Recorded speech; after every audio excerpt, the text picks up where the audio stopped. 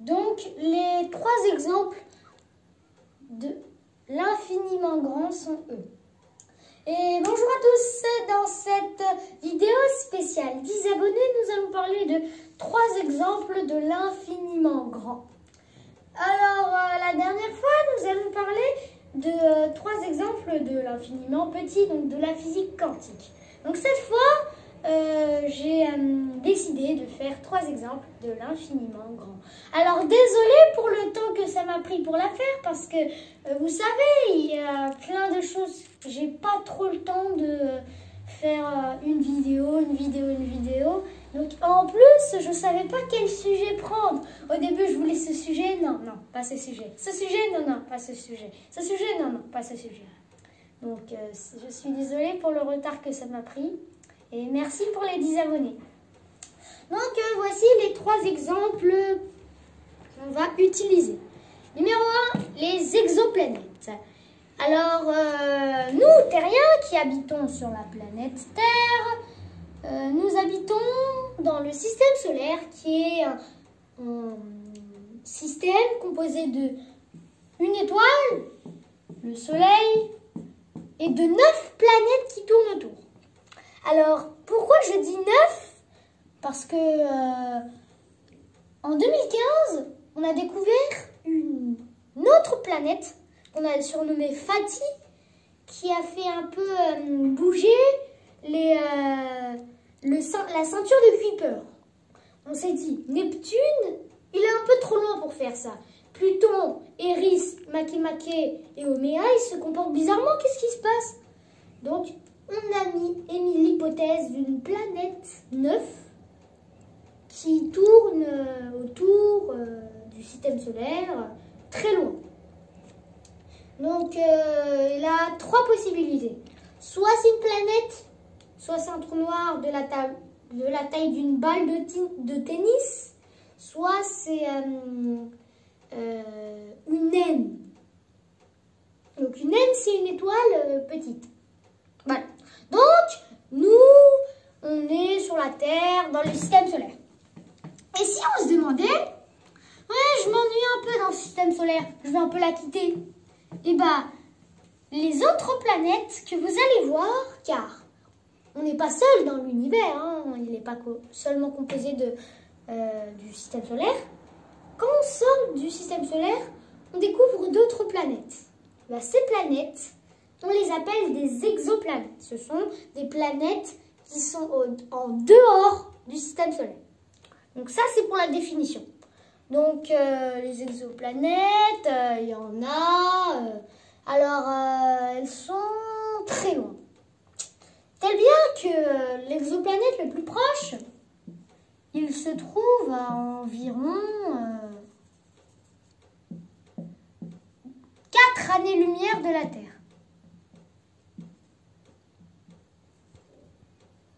Si vous ne savez pas ce que c'est les années-lumière, regardez la dernière vidéo sur les unités en astronomie et la naissance de l'univers. J'ai tout parlé. Donc, l'exoplanète la plus proche se trouve à environ 4 années-lumière de nous. Elle se nomme Proxima b. Donc, on va en parler dans le dernier exemple, donc ne vous inquiétez pas, ça va venir. Donc, il tourne, Proxima b et l'orbite, autour d'une naine rouge qu'on appelle Proxima de Centaure.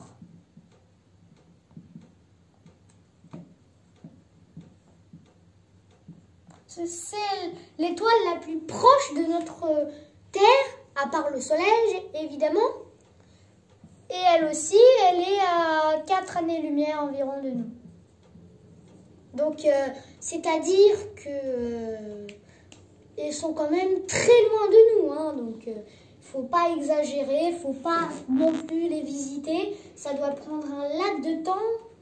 Déjà, je pense que ça va durer plusieurs siècles d'années. Donc, ne partez pas tout de suite. Deuxième exemple, la masse de l'univers. Alors, la masse de l'univers, alors vous allez vous dire, mais comment calculer la masse de l'univers? Déjà, si on ne sait même pas sa taille, donc c'est un peu compliqué de déterminer sa masse. En fait, on va d'abord déterminer la masse de l'univers observable, qui est notre champ de vision à laquelle nous pouvons voir. Ce champ de vision, c'est environ 46 milliards 500 millions de kilomètres. En tout, il fait 93 milliards d'années-lumière.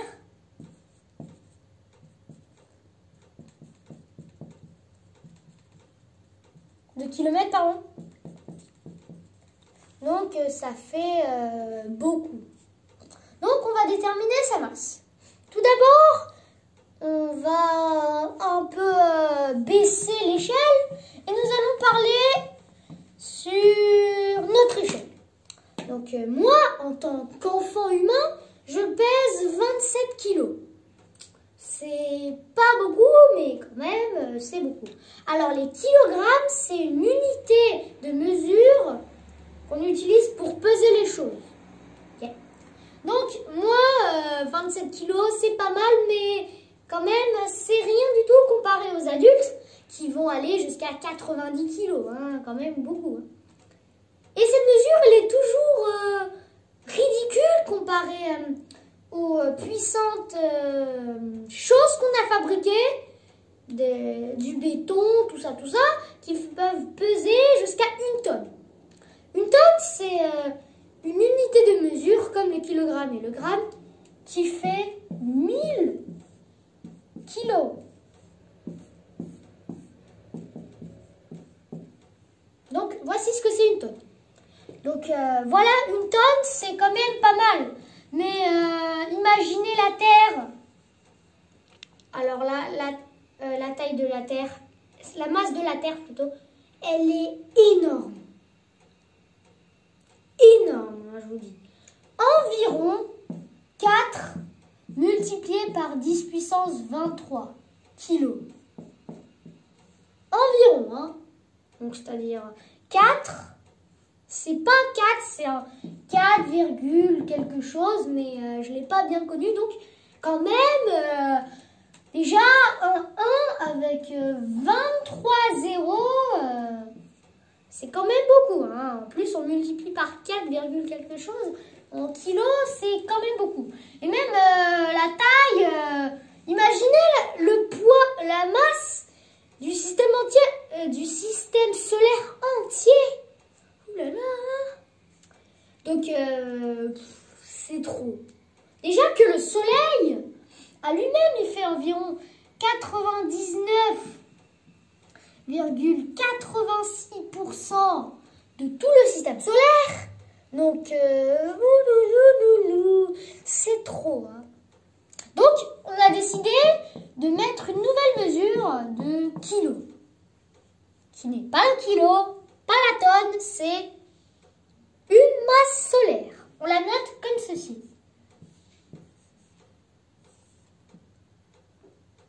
C'est un M avec le signe du soleil. Donc, c'est-à-dire que le système solaire, il fait 1,14 masse solaire. Quand même beaucoup, hein. Enfin, environ, hein. Faut pas exagérer non plus, mais bon. Donc, imaginez la masse qu'il y aura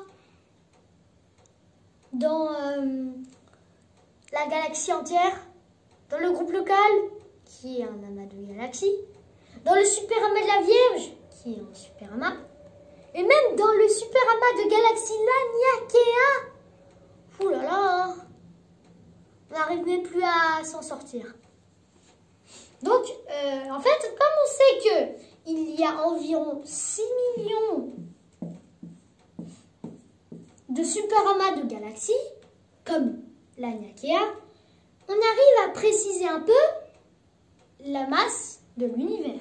On fait 6 millions fois la masse d'un super amas de galaxies, ce qui fait environ 10 puissance 23 masses solaires. En plus, ici, on compte gentiment, parce que, vous savez, dans l'univers, il n'y a pas rien. Il n'y a pas que notre univers. Enfin, il y a notre univers, mais dans notre univers, il y a plusieurs choses. Il y a la matière baryonique, tout ça, tout ça. Donc, voici les proportions.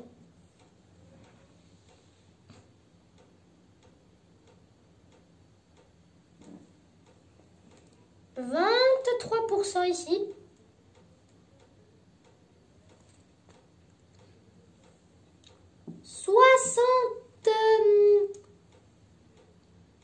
Attendez, laissez-moi calculer. Environ 74. Oui, oui. 73% environ. Ce qui fait, quand on les additionne, un total de 96%. Donc, ici, on a les 4% restants. Donc, le 73%, c'est de l'énergie sombre, qui est une matière, ou énergie noire, qui est une énergie, une matière qui fait expandre l'univers. On va pas en parler maintenant, mais quand même, ce sera bien de le parler.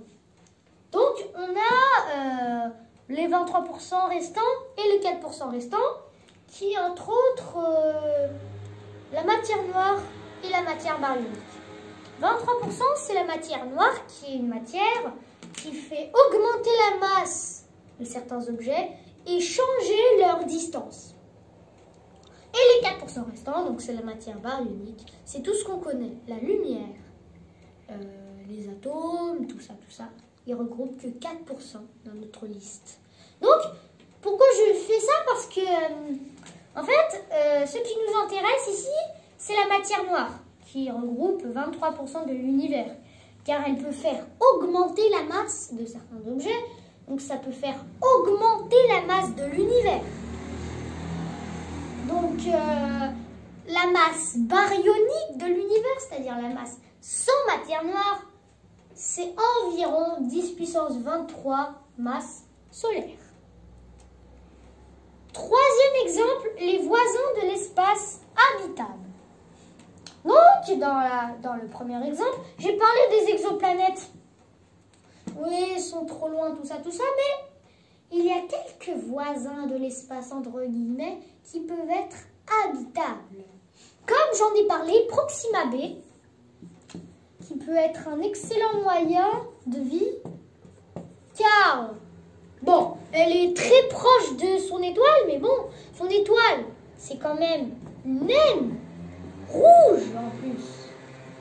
Donc, elle peut y abriter de la vie, de l'eau, ce qui est essentiel.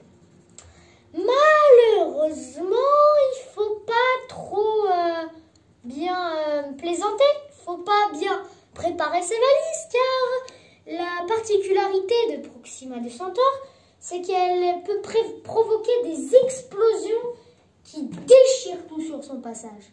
Donc ça, c'est pas cool. Donc Proxima b, c'est pas bien habitable. Donc au revoir. Oh non! Mais bon, quand même, le truc qui est un peu bizarre, c'est que oui, ok, on est dans un grand univers, il faudrait des extraterrestres, une autre civilisation qui pourrait,